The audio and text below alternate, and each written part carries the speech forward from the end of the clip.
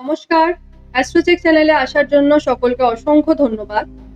আজ আমরা আলোচনা করব সূর্য আগামী 14ই জানুয়ারি সকাল 8:41 রাশি পরিবর্তন করে মকর রাশিতে প্রবেশ করবে এবং এর ঠিক কী প্রভাব পেতে চলেছে কুম্ভ রাশির মানুষেরা, গ্রহদের ঠিক কিরকম অবস্থান থাকবে সেই সম্পর্কেই কিন্তু আজকের এই আলোচনা। প্রথমত বলবো, আজকের যে আলোচনা তা কিন্তু চন্দ্র রাশির উপর আধারিত, আর এটি একটি সার্বিক আলোচনা। আপনাদের পার্সোনাল বার্থ চার্টের এর কিন্তু সামান্য ভিন্নতা অবশ্যই লক্ষ্য করা যায়। গ্রহগত অবস্থান ঠিক কি থাকছে আলোচনার পর্ব আমরা কিন্তু সেখান থেকেই শুরু করব। 14ই জানুয়ারি থেকে 23শে জানুয়ারি সূর্য অবস্থান করে থাকছে তার নিজের নক্ষত্র অর্থাৎ উত্তরাষাঢ়া নক্ষত্র, এবং এর পরবর্তীতে 24শে জানুয়ারি থেকে 5ই ফেব্রুয়ারি পর্যন্ত সূর্য থাকছে চন্দ্রের নক্ষত্র শ্রবণা নক্ষত্র। এর পরবর্তীতে 6 ফেব্রুয়ারি থেকে 12ই ফেব্রুয়ারি পর্যন্ত সূর্য অবস্থান করে থাকবে মঙ্গলের নক্ষত্র ধনিষ্ঠা নক্ষত্র। এবার এরকম পরিস্থিতিতে কুম্ভ রাশির অধিপতি দেবতা যেহেতু আমরা জানি শনি, এবং আপনাদের রাশিতেই অবস্থান করে থাকছে পূর্ব ভাদ্রপদ নক্ষত্রকে অবলম্বন করে মার্গী গতিতে। শুক্র কুম্ভ রাশির কারক গ্রহ, আর এই শুক্রই আবার শনির সঙ্গে যুতি করে থাকছে। আবার শুক্র আপনাদের চতুর্থ ঘর এবং ভাগ্যের ঘরেরও অধিপতি বটে। শুক্রের এই যে রাশির উপর অবস্থান তা কিন্তু অত্যন্ত শুভ একটি অবস্থান, এবং এর পরবর্তীতে 28শে জানুয়ারি শুক্র আবার উচ্চস্থ হয়ে অর্থকামের ঘরে অবস্থান করছে। এটিও যথেষ্ট ভালো অবস্থান। এই অর্থাগমের ঘর অর্থাৎ মীন রাশিতে রাহু অবস্থান করে থাকছে শনির নক্ষত্র উত্তরা ভাদ্রপদ নক্ষত্র। রাশির চতুর্থ ঘর অর্থাৎ বৃষ রাশিতে অবস্থান করে থাকছে বক্রগতির বৃহস্পতি চন্দ্রদেবের নক্ষত্র অর্থাৎ রোহিণী নক্ষত্রকে অবলম্বন। 4 ফেব্রুয়ারি বৃহস্পতি বক্রী থেকে মার্গী গতিতে ফিরে দৃষ্টি দেবে আপনাদের পঞ্চম, সপ্তম এবং নবম ঘরে। এই যে নবম দৃষ্টি তা কিন্তু অত্যন্ত শুভ ফলাফল দিতে চলেছে, কারণ সূর্যদেবের উপর দেবগুরুর বৃহস্পতির দৃষ্টি থাকছে। আবার মঙ্গল থাকছে কুম্ভ রাশির সাপেক্ষে ষষ্ঠে। মঙ্গল আগামীকাল অর্থাৎ 12ই জানুয়ারি নক্ষত্র পরিবর্তন করে বৃহস্পতির নক্ষত্র পুনর্বসু নক্ষত্রে প্রবেশ করবে।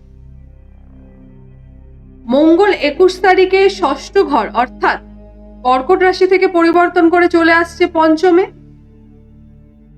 অর্থাৎ আপনাদের মিথুন রাশিতে।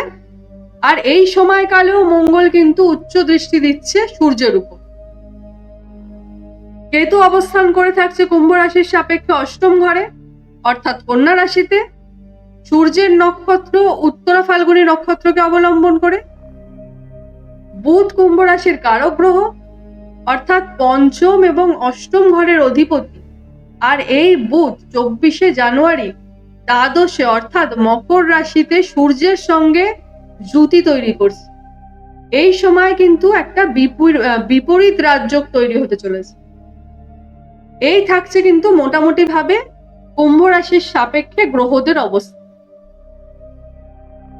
এবার মঙ্গল কুম্ভ রাশির সাপেক্ষে সপ্তম ঘরের অধিপতি, আর এই সপ্তম ঘরের অধিপতি মঙ্গল সূর্যের সঙ্গে কিন্তু, সুতরাং স্বাভাবিকভাবেই এই সময়কালে কিন্তু বিদেশে গিয়ে সেটেল হওয়া বা বিদেশে কর্মপ্রাপ্তি বা বিদেশে কর্মের জন্য যারা চেষ্টা করছিলেন তাদের কিন্তু বিভিন্ন কারণে এতদিন ধরে একটা বাধা সৃষ্টি হচ্ছে, তারা কিন্তু এবারে সফলতা পেতে চলেছে।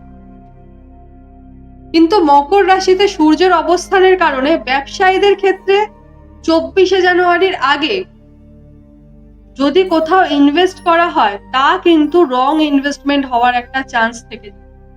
তাই আমি বলবো যারা ইনভেস্টমেন্ট করার জন্য ভাবছেন তাদের উদ্দেশ্যেই কেবলমাত্র 24শে জানুয়ারির পর যদি আপনারা ইনভেস্ট করতে পারেন তাহলে কিন্তু সফলতা পাবেন, কারণ বুধ সূর্যের সঙ্গে যুতি করে বুধাদিত্য যোগ তৈরি করছে ওই সময়কালে। আবার বৃহস্পতিরও একটা শুভ দৃষ্টি থাকছে মঙ্গলের উপর।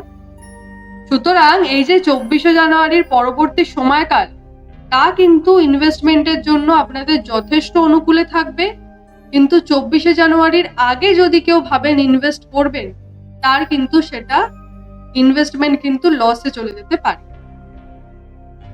এই সময়কালে কর্মে যে বাধা এতদিন ধরে আসছিল, তা দূর হতে দেখা যাবে। কর্মের জায়গায় একটা সঠিক ডিসিশন নিতে কিন্তু আপনারা সক্ষম হবেন।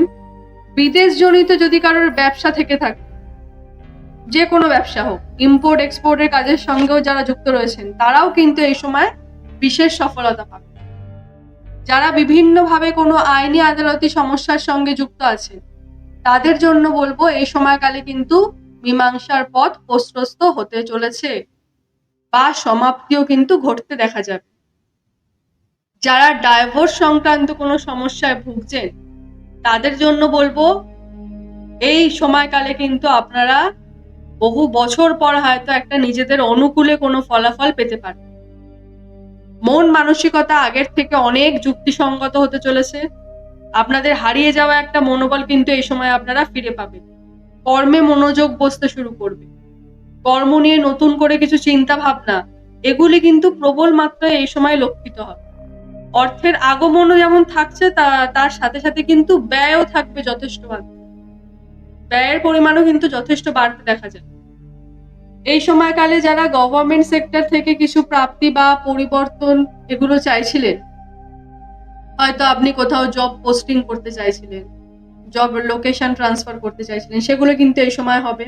বা বিভিন্নভাবে যারা সরকারি প্রকল্পের বিভিন্ন সরকারের বাড়ি বা সরকার থেকে কিছু অনুদান, এই সমস্ত নিয়ে হয়তো এতদিন ধরে একটু আজ নয় কাল, কাল নয় পরশু এরকম ডেটের পর ডেট পাচ্ছিলেন, তারাও কিন্তু এবারে সেই কাজগুলোতে দেখবেন অগ্রগতি আসছে।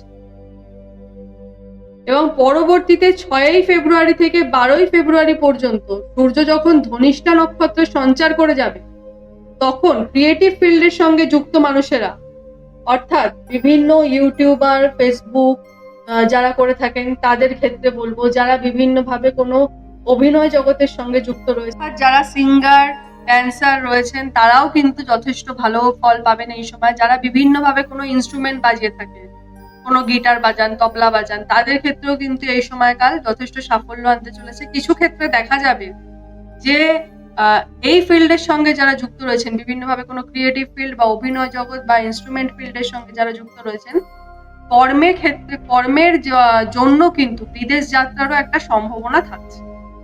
যারা বিভিন্নভাবে কোনো ভূমি জমি সংক্রান্ত কাজের সঙ্গে জড়িত আছে, তাদের জন্য বলবো কর্মে অগ্রগতি আসবে। পৈতৃক সম্পত্তি থেকে প্রাপ্তিরও কিন্তু একটি যোগ তৈরি হবে কুম্ভ রাশির মানুষদের ক্ষেত্রে। যারা ক্লাউড কিচেন, হোটেল বা রেস্টুরেন্ট চালিয়ে থাকেন, তাদের ক্ষেত্রে বলবো থেমে যাওয়া ব্যবসা কিন্তু পুনরায় একটা গতির সম্ভাবনা দেখা যাচ্ছে। সুতরাং 14ই জানুয়ারি সূর্যের রাশি পরিবর্তন এবং বিভিন্ন গ্রহের যে শুভ অবস্থান, বিশেষ করে বৃহস্পতির অবস্থান কিন্তু যথেষ্ট লাভদায়ক থাকছে। সূর্যের অবস্থান, শুক্রের অবস্থানও যথেষ্ট লাভদায়ক থাকছে।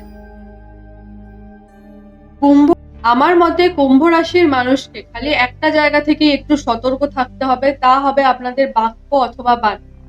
কারণ আপনাদের যেহেতু সাড়ে সাথী চলছে, এই সময়কালে কিন্তু আপনার কোনো দুর্ব্যবহার বা কোনো কটু কথা প্রিয়জনের মনে কিন্তু যথেষ্ট দূরত্ব বাড়িয়ে দিতে পারে। বাকি কুম্ভ রাশির মানুষদের জন্য বিগত দিনগুলির থেকে যা টানাপোড়েনের মধ্যে আপনারা ভুগছিলেন, সেই অনুপাতে যদি বলা হয়, ধীরে ধীরে কিন্তু ক্রমশই আপনারা একটা পরিবর্তন অনুভব করতে পারবেন এবং যথেষ্ট ভালো সময় আসছে আগে আপনাদের। আমি তো অন্তত তাই মনে করছি। তো যাই হোক, আজকের মতো আলোচনাটি এই পর্যন্তই। সবাই সুস্থ থাকবেন, ভালো থাকবেন। অনুষ্ঠানটি কেমন লাগলো অবশ্যই লাইক, শেয়ার, কমেন্টের মাধ্যমে জানাবেন। সকলের মনস্কামনা পূর্ণ হোক, এই আশা রেখে আজকের এই অনুষ্ঠানটি এখানেই শেষ করলাম।